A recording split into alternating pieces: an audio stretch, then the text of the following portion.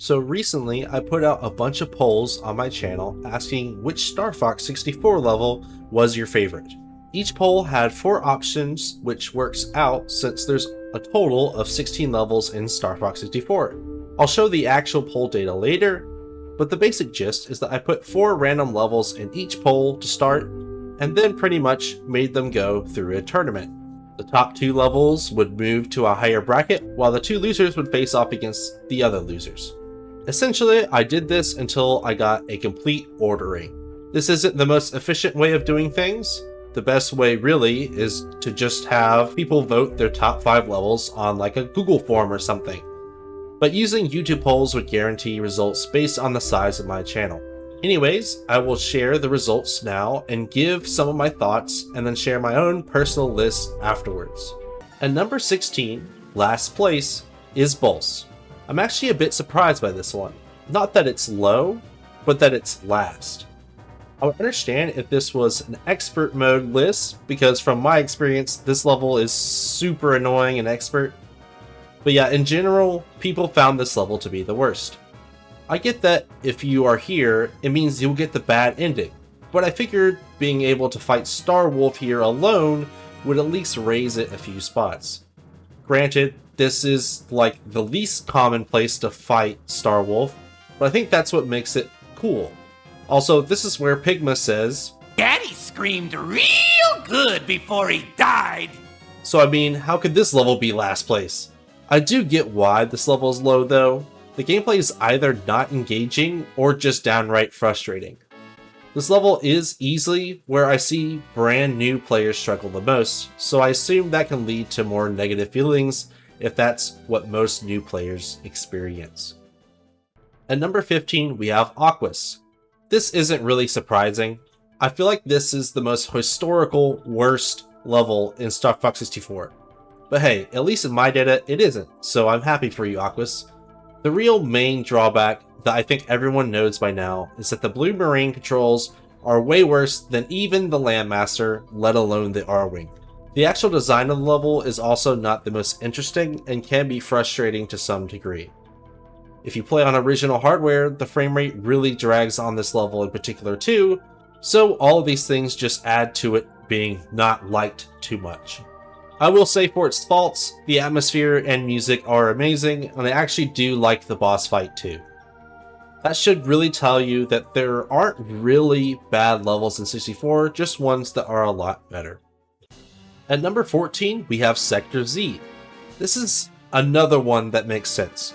From just a casual playthrough, there really isn't much going on in this level. All you do is fire off missiles, and there aren't even weak points or anything. You just have to shoot them before they reach the Great Fox, and have to deal with a very small area of space to work with. I think the frustration with this level is getting the medal. It has a stigma for being really annoyingly hard to get the medal on this level, not because it's actually difficult, but because it is pretty much just luck based. This is because if your teammates shoot down a missile, that's minus 11 hits from your total. I personally haven't experienced this too much, but I understand how people feel.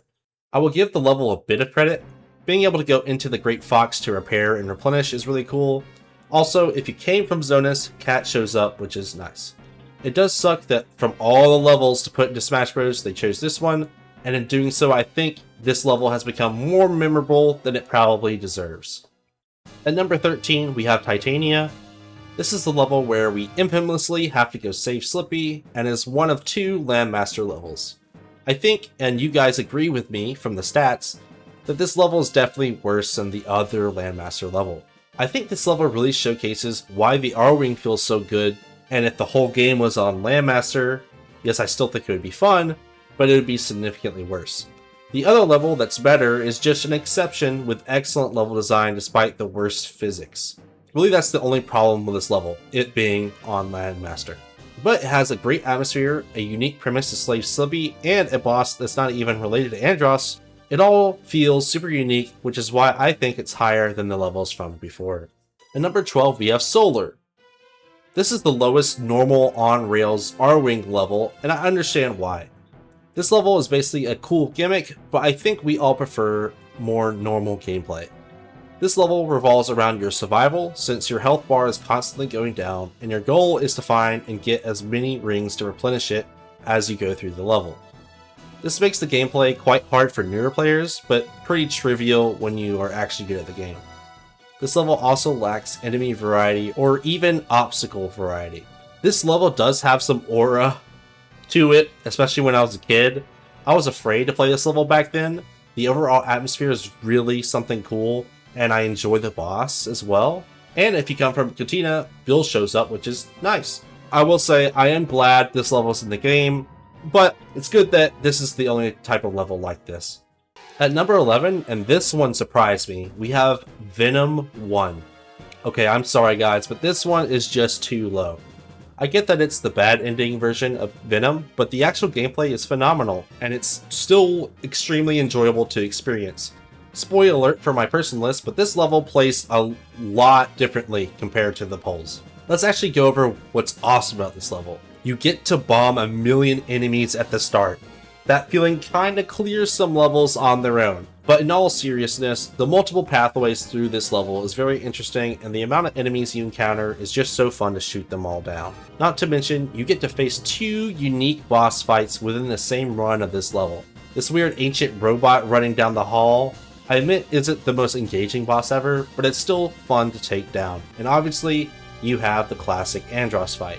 I also think that this level giving you the bad ending is just more motivation to keep playing the game, which is great.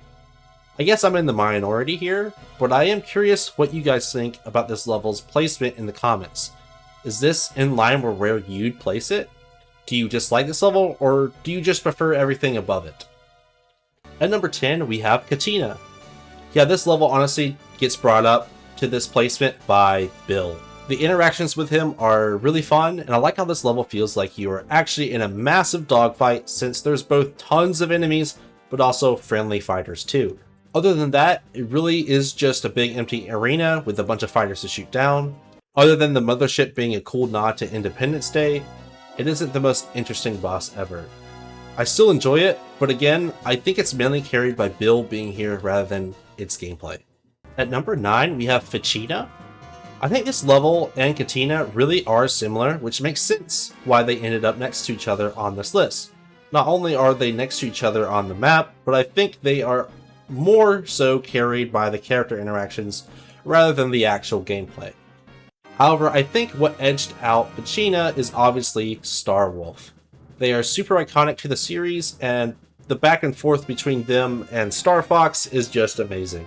This planet being the first time we encounter them has made the level become iconic, even if it's not the most dynamic mission to go through. At number 8, we have Sector X. This level has always been quite hard for me to narrow down how much I enjoy it. I guess it landing in the middle kinda echoes that sentiment. I think it's quite a fun arming level and one of the more unique tones. The music is a lot less upbeat and almost mysterious, and the base you explore being destroyed adds to that tone. And at the end, you have a unique boss. Spyborg is a really cool design, and it's the one responsible for sending Slippy to Titania if you don't defeat it in time, which is a pretty iconic moment from this game. I just don't think the boss gameplay-wise is the most interesting, and it's hard for me to explain, but the level is just not as fun compared to others. It's still a great level, but we're in the part of the list where every level is really good. I do think the coolest part about this level is that it's the only level where there are 3 different routes to branch from, which I think adds to the mystery. Especially the secret warp to Sector Z. I feel like that's one of the secrets I didn't know about for a long time compared to others. And Bill can even help you unlock it if you come from Katina. At number 7, we have the last sector, that being Sector Y. In my list, I actually have Sector X above this one, but I understand why people really like this level. It's the first level that is an alternate path, which is just cool on its own right. It has you going through a fleet and destroying lots of enemies along the way, and how can we forget the final boss mech? This guy's lines are just the best.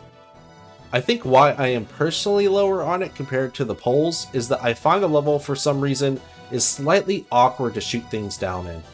It doesn't quite flow as well as some of the other Arwing levels. I also think while yes the boss's lines are amazing, the boss itself isn't the most fun to fight. Other than those two things though, this level is great. At number 6 we have Zonus. Dang, Zonus is one of my favorite levels. I want this level to be higher, but according to the polls, it lands here at number 6. I was actually surprised by this. At least before the polls, I always saw that people loved this level, but I guess not as much compared to the top 5 in this community list. The reason why I love Zonus so much is because there are just so many enemies to shoot down, as well as there being a variety of enemies. I think the atmosphere and music to this level are also just top notch for this game. You can really feel the tragedy of this once paradise of a planet becoming a toxic world from the war's pollution. The boss is also just amazing to listen to and a unique challenge. Instead of aiming, really the boss is more of a puzzle you have to figure out, which is pretty fun. Obviously most bosses are a puzzle in this game, but this one feels even more so. This is where you meet Kat too, and the dialogue between her and Falco is very entertaining. But yeah, I personally love this level, and I'm curious as well in the comments where you personally have Zonus. At number 5, we have Venom 2. We're now in the top 5, and I think Venom 2 deserves it. It may not be the peak in terms of gameplay for Star Fox 64, but this is the level which gives you the true ending. Taking on Starwolf with their new ships is genuinely challenging when you first start playing the game, and the dialogue is just as good as ever. Then you have the true Andros fight with the all-range fight with his brain, which is pretty disturbing and eerie as you fight him, but still very fun to finally take him down for good. And the ending is just incredible.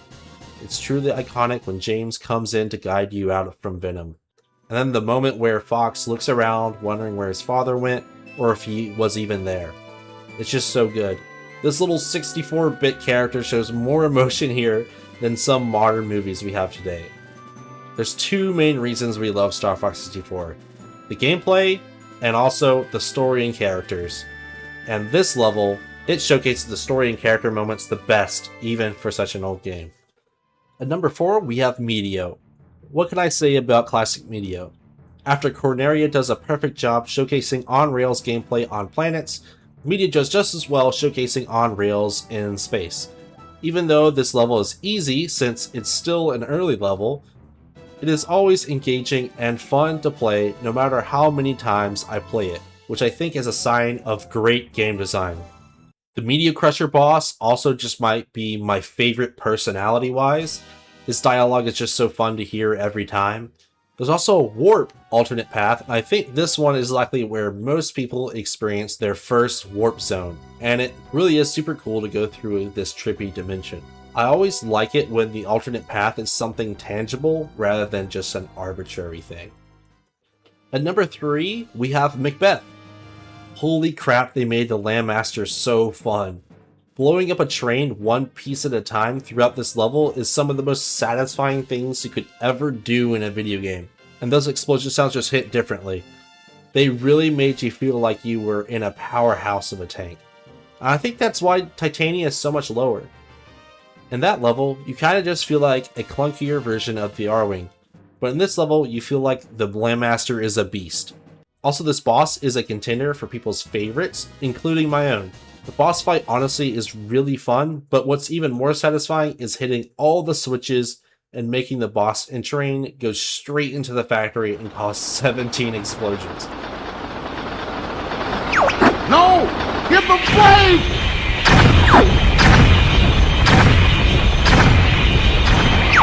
I can't stop it!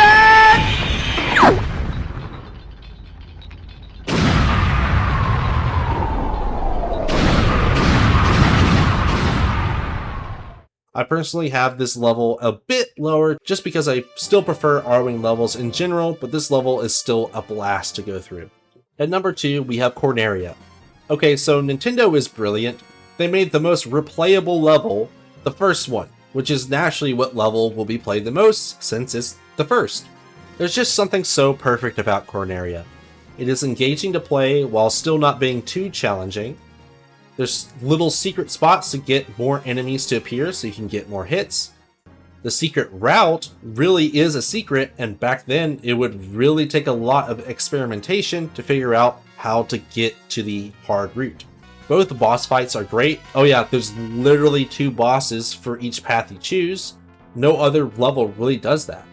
Ranga is a walk in the park, but is just so iconic, and if you're a new player, it introduces you to all range mode. And then the attack carrier is a basic yet always fun to take down boss as well. Honestly, there's not much more to say, it's just Corneria, an amazingly designed level that perfectly introduces the player to this world and its gameplay. And finally, at number 1, we have Area 6. I think this one was obvious. In every poll, it absolutely dominated every other level. This level just sends everything at you and you just feel unstoppable. Like an ace pilot demolishing a whole fleet, because that's literally what you're doing. You go through fighters, defense satellites, mines, missiles, frigates, battleships, literally everything Venom can throw at you, and you just blast right through everything. It also feels so climactic as you charge through and make your way to the final boss and true ending on Venom 2. The actual boss of this level is also probably the hardest and most dynamic boss. There's something so mysterious about this boss, and yet it's so fun to take down. Well, for your thumb it isn't, because you're mashing harder than a Super Smash Bros. Player. But yeah, this level is the community's favorite Star Fox 64 level, and also my personal favorite. Well, that's the list of levels voted by you guys. Were you surprised by any of the outcomes? I was a little, but as a whole, it lines up pretty well with what I had in mind. I'll now show you my list of levels and discuss the ones that differ the most from the polls. So from the bottom, Bolse is 3 spots higher than the polls. I don't know, I just feel like the fact that you can face Starwolf here really puts it up there for me. It also reminds me of fighting on the Death Star, so that's a plus. Sector Y is 3 spots lower than the polls. Again, I mentioned it earlier, but I think the level just doesn't flow as well as I expect it to. Maybe that's just a me thing, but it was never really my favorite. Macbeth is 4 spots lower than the polls. I still love this level, but again, I just prefer R-Wing levels overall. I understand why it's so high for you guys though. Venom 1, I have 6 spots higher than the polls. Yeah, this is by far the biggest difference. I just think even though it's the bad ending, the level itself is still amazing, so that's why I'm so high on it. And finally, I have Zonus 4 spots higher. This is a personal thing. Zonus is my second favorite level, but I did expect other people to feel the same because I saw many others claim they loved it too. Like for me, the only downside is that Aquas comes before it, but with this special software that's totally a Nintendo console, I can just pick individual levels, so I don't really have that problem anymore. Alright, that's everything from me. Feel free to leave your personal lists in the comments below.